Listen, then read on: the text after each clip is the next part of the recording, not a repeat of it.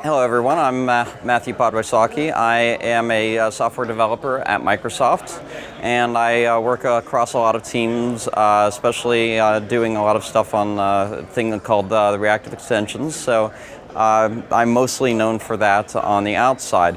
But I'm also pretty well known in the developer community, at least in the Washington, D.C. area, where I used to run a couple of user groups, and that's how I really met Chris Williams, the founder of JSConf and so forth, is that he and I were very interested in programming languages.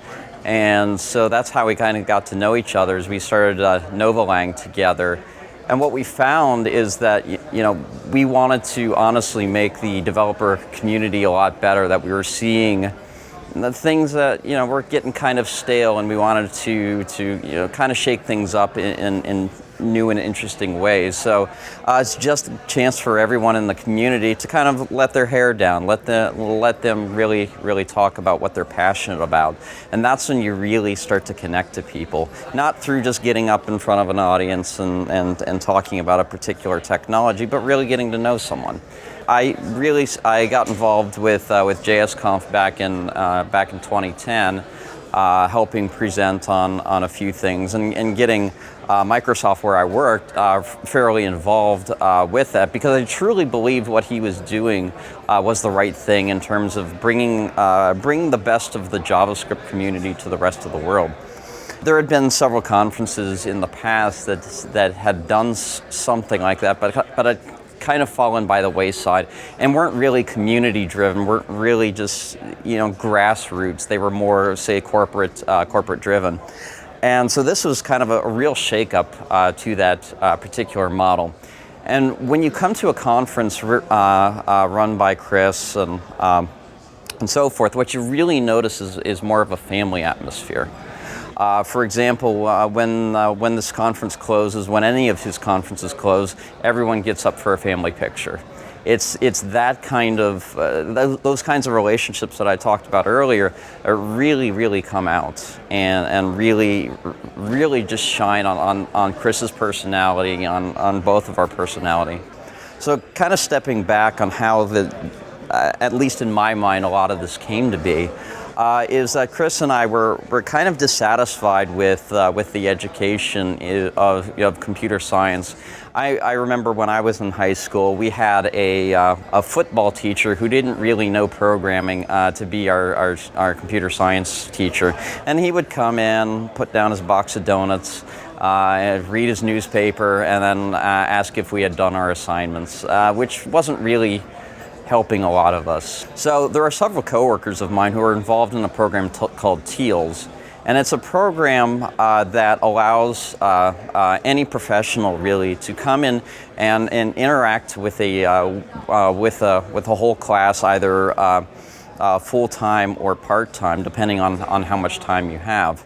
This has been a great success of a program. In fact, I saw a recent video in which a guy from Microsoft in Seattle who really wanted to donate his time to this effort, and so what he did is he actually got on Skype every single day, put on a tie, and they interviewed the students, and it was really changing their lives. They were in Eastern Kentucky. There was really no possible way for them to get out of the coal mining or going into the armed forces to really.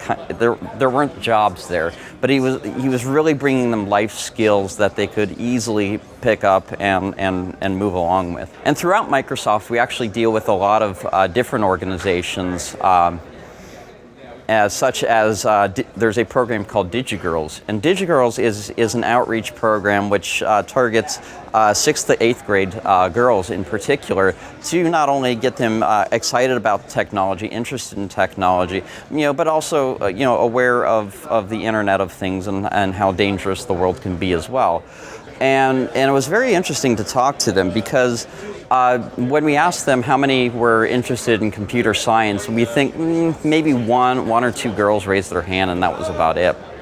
So we were trying to figure out, okay, how to bridge that gap there and see how we could possibly reach them. And so what we found was what they're really interested in are things like 3D printing.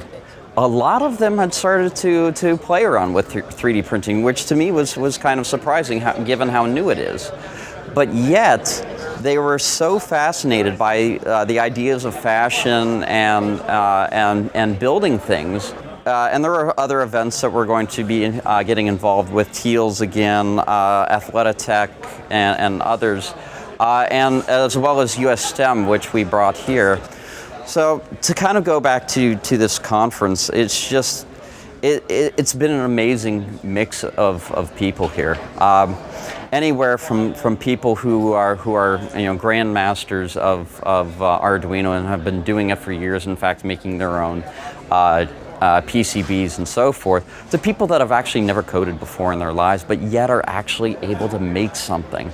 You just see the creativity, you see the diversity in skills and gender and so forth. It's really, really awesome that you don't get to see in a lot of places. And I think the hardware space showing that creativity is something that you don't typically see at software conferences. So this event has been very, very respectful. It's been very, very open. It's been very creative, where people actively go from table to help out. It's just the willingness for everyone to reach out. I've just been thoroughly blessed to be a part of this. We had talked originally, Chris and I, when we were coming up with this idea, during when we were talking to DigiGirls and all of these other events, is how do we reach a larger audience? So there are teams like in our hometown of Herndon, like a Herndon robotics team, right? How do we get them involved? How do we get even kids younger than that? Because after talking at DigiGirls, we started to understand that some girls started to lose interest in math and science before then.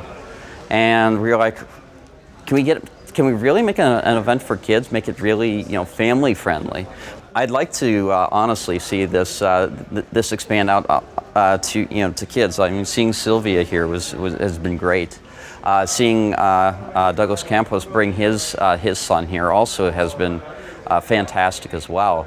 RobotsConf, I would like to see it still continue its tradition, where we're trying to bring communities together here.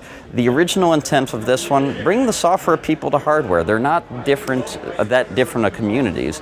And in fact, it makes the communities friendlier towards each other.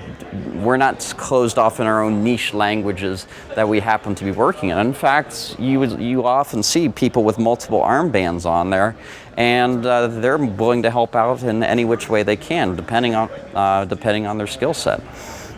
So I'd love to see this continue. I'd love to see it grow organically. I'd love to see this continue in such a way that we really start to see a lot of change in the world, see a lot of change and interest in science and technology, and really getting back to the basics of when we were kids, we loved to build things with our hands.